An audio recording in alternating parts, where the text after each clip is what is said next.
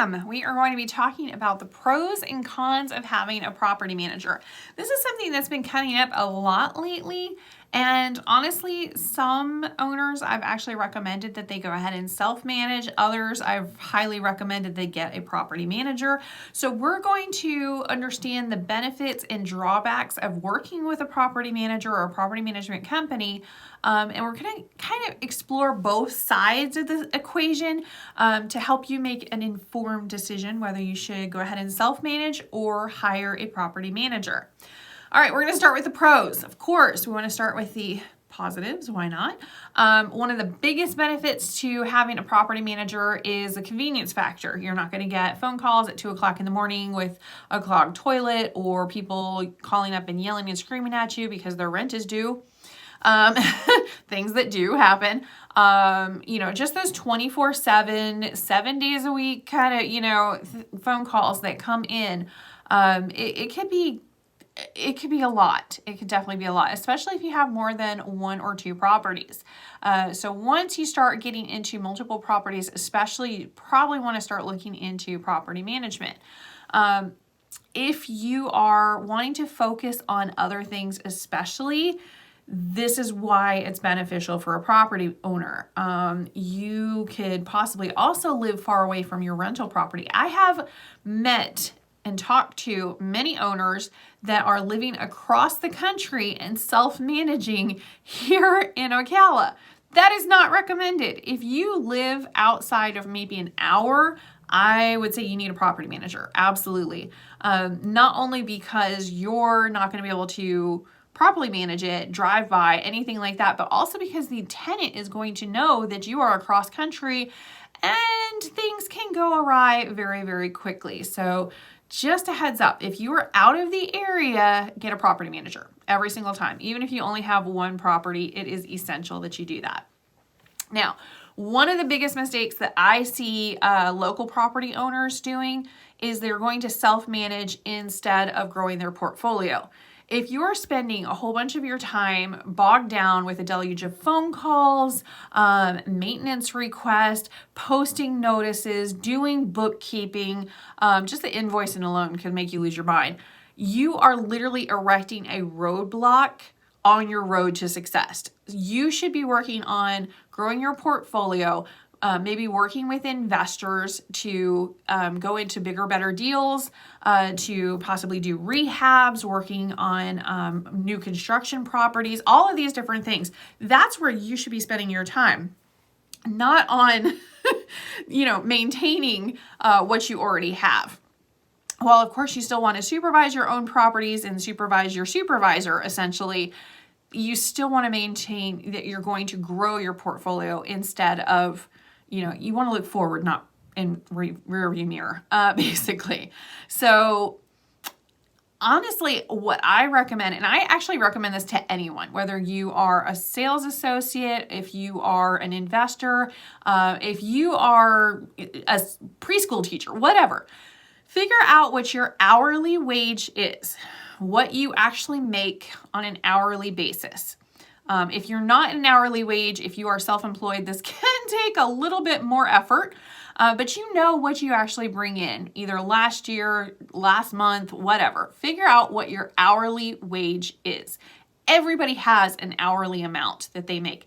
I am self-employed, completely self-employed. However, I know what my hour is worth, and so it helps me to determine what I'm going to spend my time doing. Because when you put things on your plate, and it's actually far better for you to hire somebody to take some of those things off your plate so that you can do things that are going to further increase your hourly wage. That is a far better use of your time. I'll give you a real basic example. I have serious mom guilt because I don't clean my house. I pick up my house, declutter my house, I do basic laundry and stuff like that, but actual deep cleaning, I don't do. Because I sat down and figured out how long it takes me to do it and how long it would take to pay somebody else to do it. Also, I have severe allergies, so it often gets me sick the next day where I'm just kind of stuffed up and just not myself. So for me personally, even though I have some mom guilt over it, or wifely guilt, whatever, I pay somebody to do it because my hourly rate, I will lose a large quantity of money by doing it myself. Can I do it? Absolutely. Of course, I can clean my house. I can clean my house like nobody's business. I am thorough. But should I do that? Should I spend my time doing that? Or should I instead do something like make another YouTube video so that you can find out information like this one? It is better for me to use my time wisely. So I recommend that anybody in any field, but especially with investors that are growing their portfolio, to focus on growing their portfolio instead of being the property manager for those, because they will lose money often. And you don't want to be losing money. When you are rehabbing a property or bringing it into your portfolio, the same thing can happen. And I see it time and time again, where you think just because you can do the work and you'll save money by doing the work, but if it takes you 10 times longer to do the work because maybe you have a full-time job or family responsibilities and T-ball and Boy Scouts and whatever it is that you have, if it takes you 10 times longer, time is money in investment real estate and property management and stuff. So that time that you've now lost, you've now cost yourself X amount of days of rent. And when you times that by what you should be getting in rent in those days, you can see that instead of paying somebody maybe $1,000 to do the job, you've now lost $5,000 because of the time lost. Follow me? All right. So something that I want you to consider is the time saved. And also the just absolute craziness that can come with property management. I like to say I've seen it all, but then weird things happen and I'm like, well, that's new. So I can't say that I've seen it all. But figure out what your time is worth, figure out what your expertise by hour is worth, and then look at the things that you're putting on your plate, see if you can do something yourself, or if hiring someone is better to do it for you, because you can end up losing a heck of a lot more money than you ever saved. Another benefit for having a property manager is expertise in the field. We have to take so many classes, and it's not necessarily required by law. By law, we only have to do like 14 hours every 2 years, the same as any sales associate. But property managers, there are so many law changes and new forms and new ways of doing things. We have to do so much more education that it's crazy. It absolutely is.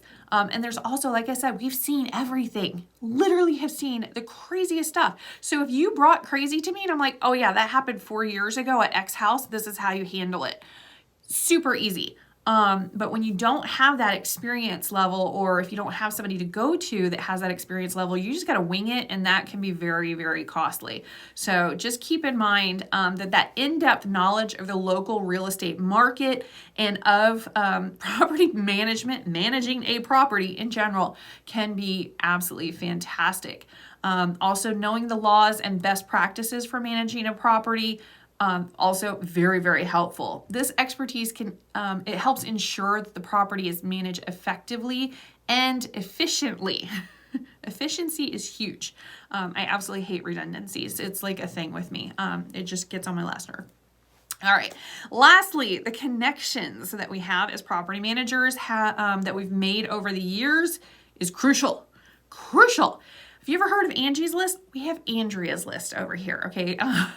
So this is a list of experienced and amazing like plumbers, electricians, tree trimmers, roofers, squirrel removers, slab leak detectors, general contractors. I have this list.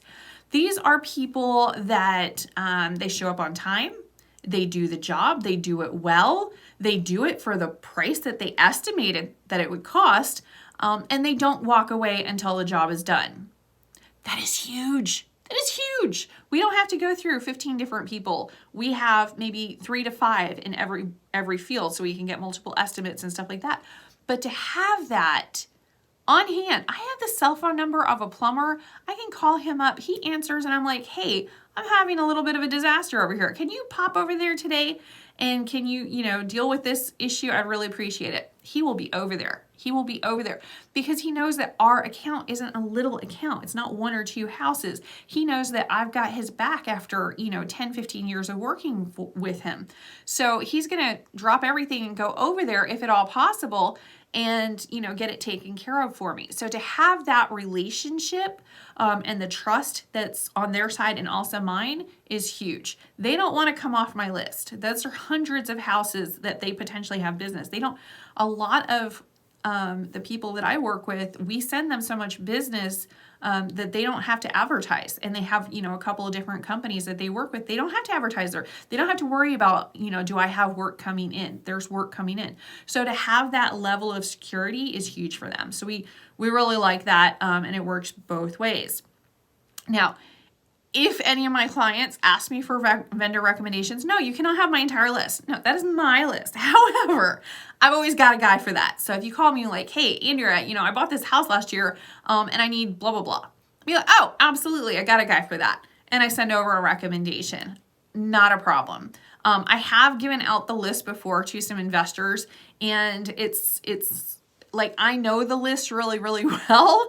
So maybe I'll send out one guy for flooring, but I wouldn't necessarily send him for cabinets. It's not like they're interchangeable. I know this in my mind, but if I give them the list, it's just, you know, a person, you know, a maintenance person. They don't know like what they can do and what they can't do. So, so I don't give out the whole list. I got a guy for anything. So anyway, but any property manager probably has the same thing. They've built those relationships over years, and they have that level of trust going back and forth. So because we have seen it all and done it all at one point and another, we've also negotiated discounts for a lot of companies on behalf of our customers. So because we deal in bulk, like I said, we got a few hundred houses, which is actually a pretty small portfolio. But for our size town, it's actually pretty decent.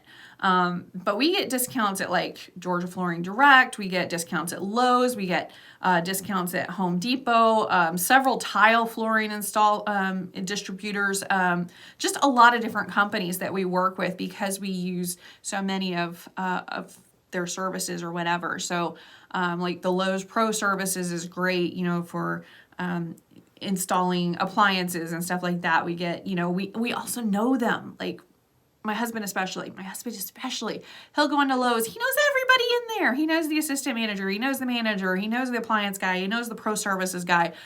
So he knows exactly who to go to get what he needs. He actually probably knows their schedules. He'd be like, oh no, it's Monday, so we're going to need to wait until the afternoon. It's like, what? So, I mean, just having that kind of local knowledge is huge. Now, let's get into the cons of having a property manager. One of the main drawbacks is it's going to be cost. I don't know about you, but I don't work for free. I don't do it. It's definitely not something that I would recommend. It's a great way to starve.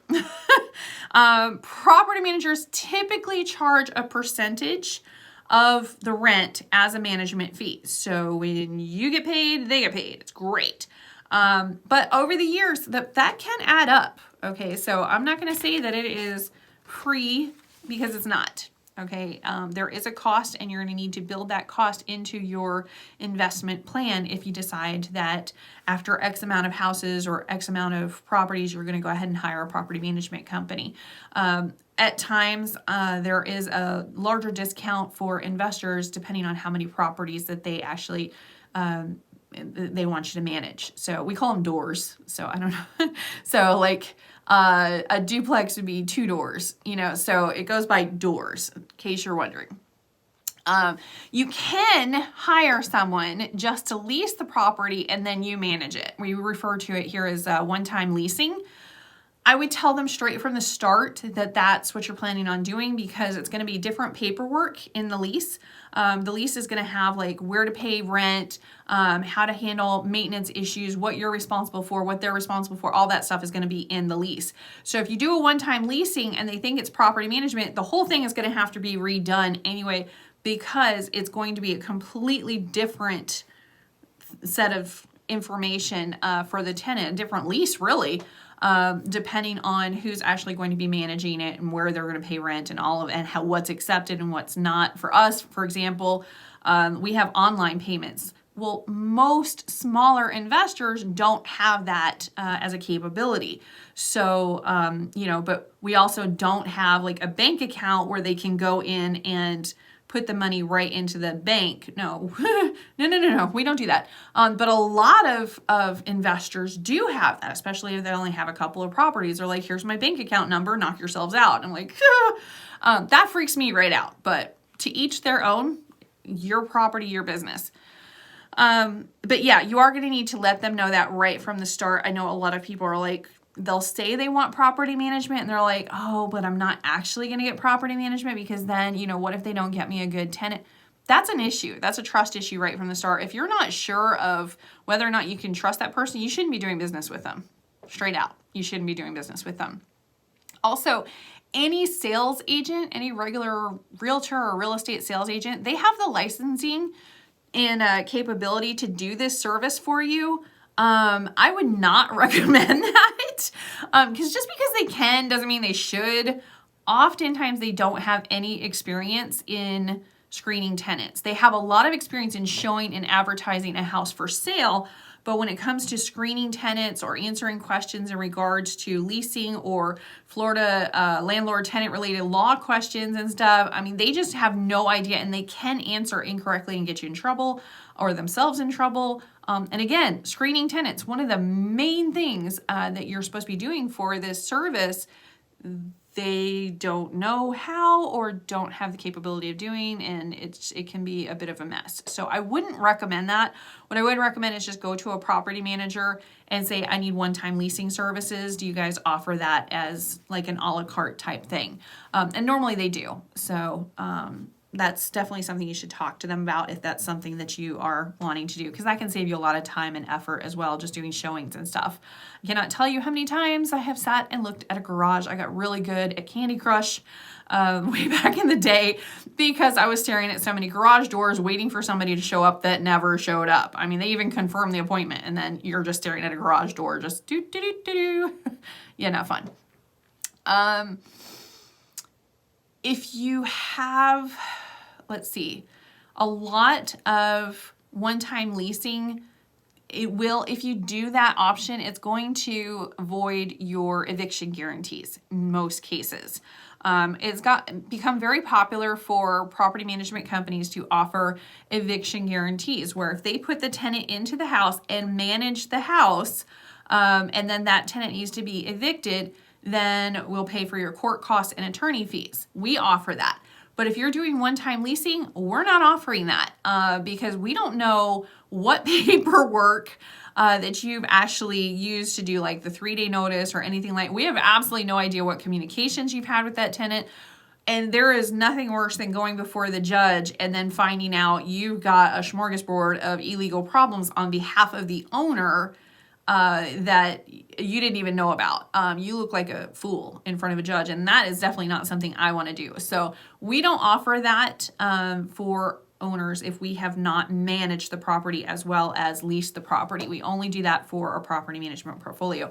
And I'm gonna say I believe most, if not all, that are offering that eviction guarantee are the same way. So just keep in mind that is something that you'll want to consider as well. I did have recently an owner that we did a one-time leasing on. He asked me and I was like, no. I don't know what you've done with them past this. So no. So that's heads up on that. But that is something to ask about. If you're interviewing property managers, ask if they have an eviction guarantee.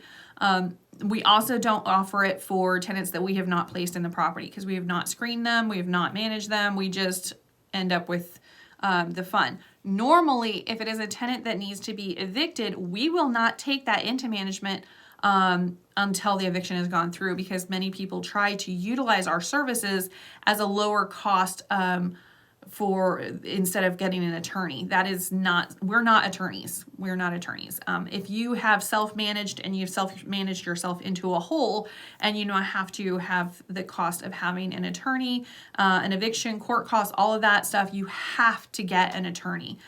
Trying to get a property manager to come in and do that, while legally we can, in most cases, we will not.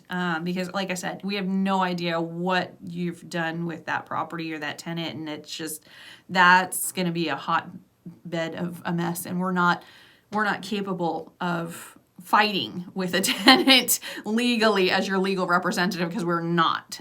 So it goes into kind of a weird gray area, and it's just not something that we can do. So dig yourself out of that mess first and then put it in property management so you don't have that issue again. That's best case scenario.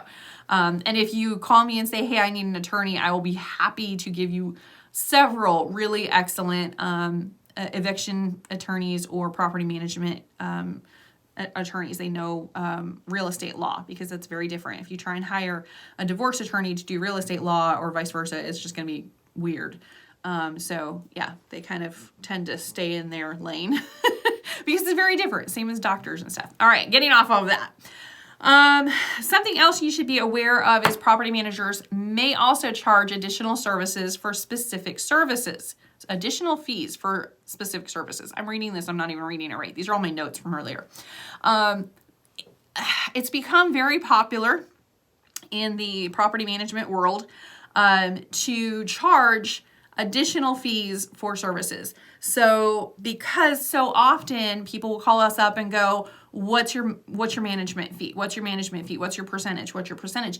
And they will go back and forth on that fee, but then they never ask about additional fees or charges. So a lot of property management companies have gotten to the point where they just go really low on their monthly maintenance fee and then charge basically a la carte for all of the other things that are part of their job to do as property managers. But you know, how else are you supposed to compete? Because it is fairly expensive to run a property management company. So basically, to be competitive and stay competitive, that's what's going on. Now, as far as fees and stuff like that, I don't know what other people are charging. I don't care what other people are charging.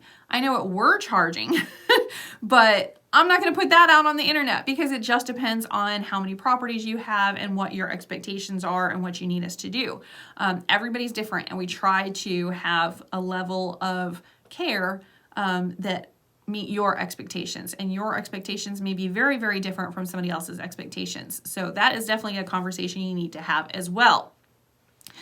So check into those fees, not just the management fee percentage, but check in, especially if you're one of the larger cities. I've seen this a lot in Orlando and Tampa.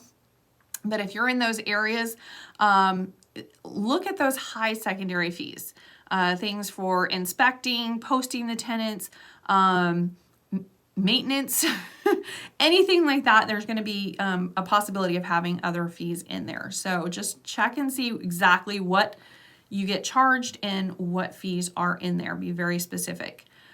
This can also be especially true if your property manager is handling STRs. STRs are short-term rentals. Short-term rentals have gotten very popular because of websites like Airbnb and VRBO. I've been doing short-term rentals here for over 15 years, but it has gotten very, very different with the advent of these websites. So just know short-term rentals is a very specialized skill set. It also does require additional licensing through the state of Florida. We have the licensing for up to 75 short-term rentals. We do not have 75 short-term rentals, but it does require that license, or vacation homes. So just keep that in mind. There are some other things attached to that. There's also some website fees and all sorts of the cleaning and stuff is ridiculous. So it's a very, very different thing. There is a higher demand for service and maintenance, especially if we want to reach like something called super host standing, which is a rating-based system that they use for the hosts of those properties. All that being said, it is going to be more expensive, especially if you need for us or your property management company to do the furnishing and not just maintain the furnishings of the home, but actually furnish it throughout. That is something that that's a whole separate fee. But it is something that we offer because some people are from out of state and they're like, here's the budget, do what you can do. So we found that there is a demand for services like that. But again, separate fees for that, because that is very different, very, very different. That is not a normal property management thing that you have to do. So, and then also when you have those short-term rentals, There's inventory lists where we have to count everything down to the spoons and the wine opener and provide a wine opener. Everything has to be counted every single time your guests leave. So if you're only doing like a 2-day rental, it's a lot more work. It's a lot more maintenance, a lot more work, which means it's going to be a lot more expensive. So just a heads up on that one. If you're thinking about, hey, let me do this Airbnb things, I've heard you can make some crazy good money. Yes, you can. But if you are also using a property management company, it is going to be more expensive because it's a lot more involved in that than in regular annual or long-term property management. Sounds like control freakery, what we have going on here, right? Well, that is actually another con. That is another potential drawback, is that lack of control that you might have. As a property owner, you may have a very, very specific vision for how you want the property to be managed. However, with a property manager, you're going to have to rely on our expertise, and you may not have complete control over certain decisions. So a lot of times, especially with like screening the tenant, you're going to have to trust that we're going to do it and do it thoroughly, or your property manager that you hire. But we can't necessarily share the information on them because there are a lot of laws that protect the credit and the individual's private information. So there's a lot of stuff that we can't share. So even though you want like full access and full control because it's your house, you probably aren't going to get that. You probably aren't going to get that because there are a lot of laws that surround that, where just because we can pull their information does not mean we can disperse their information even to you. I have actually had tenants come in and sit down, and I could not share the one tenant's information with the other tenant. Can't do that. When I have to decline tenants and I give them a letter, there's actually an adverse action notice that has to be sent, mailed to them.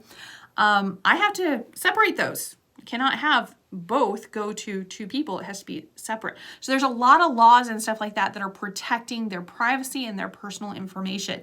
So that's just an example. But a lot of property owners don't understand that. We have to educate and enlighten about certain things that, even though it's your property, there's a lot of stuff that we can't do. And it's because we have to, by law, protect the tenants as much as we protect the owners. Same thing is going to go for you. As much as we protect the tenants, we're also going to be protecting your rights and your privacy. So as property managers, we also need to remember that the owner is the owner and we work for you. It can happen at times, and I've seen this happen many times over the years, where a property manager is so used to taking care of the property and being that control freak that we all are deep down, and they forget it's not their property. It's not their property. I've also seen that happen with tenants, though. They'll live in a property for 5 to 10 years, and they feel like they have ownership of that property, and it's just not the case. At any time, an owner can go ahead and decide to sell the property or just not rent to them anymore for no reason at all. And they're very upset, and they're like, but I've lived here for X amount of years. It does not matter. You are renting. When the rent is done, you're out. That's how it is. And it's the same thing with property managers. We do not own that property. The owner of the property is the one that owns that property. So by and large, we have to, do what they say, even if it's not necessarily what we would recommend. We give our recommendation, we give our opinion, but in the end, it's the owner. Unless they are asking for something that is illegal. And I cannot tell you how many times an owner to a property has asked me to do something illegal. Not because of any other reason, but because maybe it's something that was legal and now it's not, and the laws have changed. Laws change all the time, and we have to keep up on them. Maybe it's legal and normal in their state that they live in or that they've lived in the past, but it's not normal or legal in ours. Maybe they just need additional education. So those are the kind of things that as property managers and even as realtors in a regular sale, that's something that I really feel that we have to do, and we have to do more. We don't just assume that they know or something. We have to educate. We have to inform. That is definitely our job. And again, laws change all the time. all the time. We're required to keep on top of all of those law changes, but that doesn't necessarily mean everybody else on the planet is going to be just as aware of this new information. So getting that stuff out there is huge, especially when it relates to something like pet screening. For us, we use a third-party vendor that they actually screen all pets, ESAs, and service animals. So we don't even touch that anymore because it's just so difficult to figure out, you know, the vaccination records, the tenant insurance, the ESAs and the doctor notes and the service animals and all of that. There are so many laws protecting and pertaining to that we just don't touch it. Everybody, whether they have a pet or not, goes over to pet screening, and then we're done with it. Then it gets approved or denied or whatever, and we get that information and we go forward from there. But yeah, we don't touch it anymore because again, we want to make sure that everything we do is legal in protection of the owner. So in order to do that, we go straight to a company that's all they do is pet screening. That's it, just pet screening.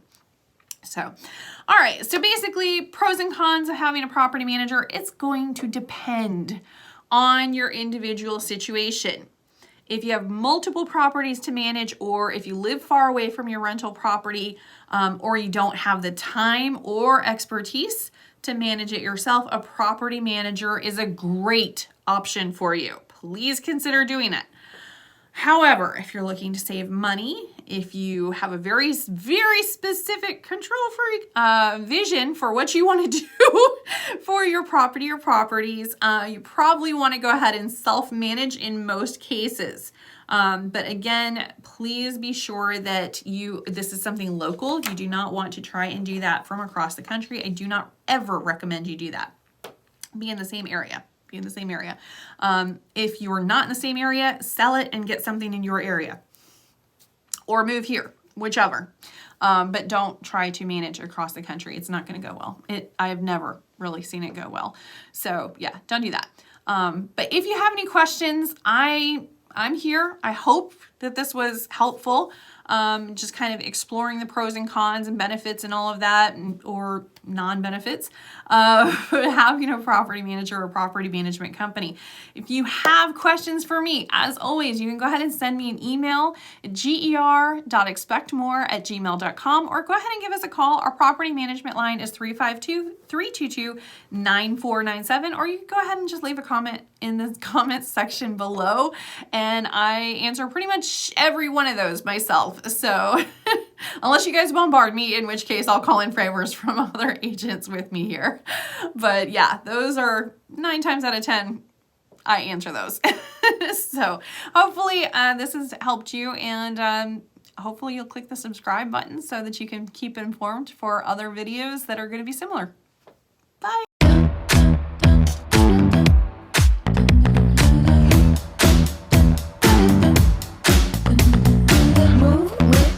Shake it up, stop when the clock hits 13. Sing 1, 2, 3, 4. Cause no one can do it like we do it, like we do it, like we do it. Cause no one can do it like we do it, like we do it, like we do it. Cause no one can do it like we do it, like we do it, like we do it. Cause no one can do it like we do it, like we do it, like we do it.